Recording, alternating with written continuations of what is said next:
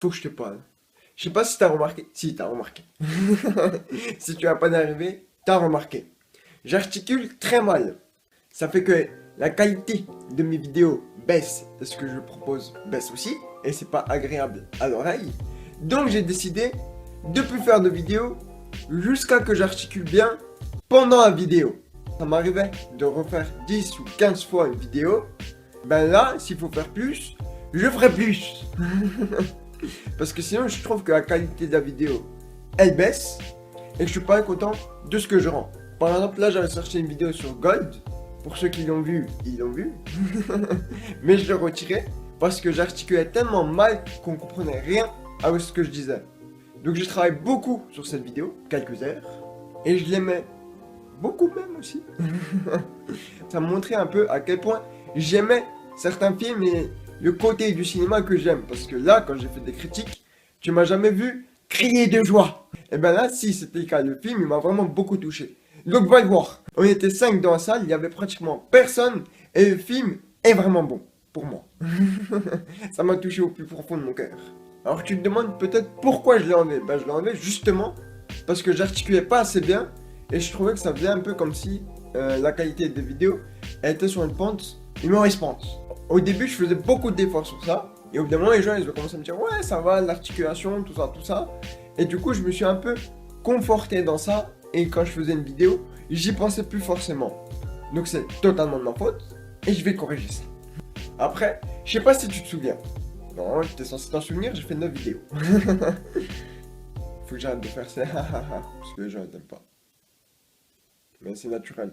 Donc, est-ce que si je l'enlève, ça serait comme enlever une partie de mon identité dans les vidéos? Bonne question.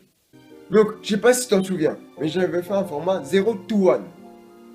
0, 0 à 1, puisque je parle mal anglais. Et c'était censé montrer mon évolution du début de la chaîne à jusqu'à dans très longtemps. Même si ça n'aurait pas été forcément sur YouTube, ça aurait été sur une autre plateforme. C'était un peu ce qui avait montré l'évolution de la chaîne avec vous et tu allais pouvoir la suivre. Donc nous rapprocher un peu, pouvoir parler tranquillement entre nous. Sauf que je préfère faire 2 vidéos par semaine pour l'instant. Et une en plus de temps en temps. Comme par exemple le 1er mai, et produire de la meilleure qualité et mieux travailler sur tout ce qui est autour de la chaîne comme les réseaux sociaux. Mais bon, sur ça, je vais faire une vidéo dans 2 semaines pour expliquer comment je vais transformer ça. Enfin, comment je vais garder ça, mais sans forcément avoir des vidéos sur YouTube, mais plutôt un peu partout.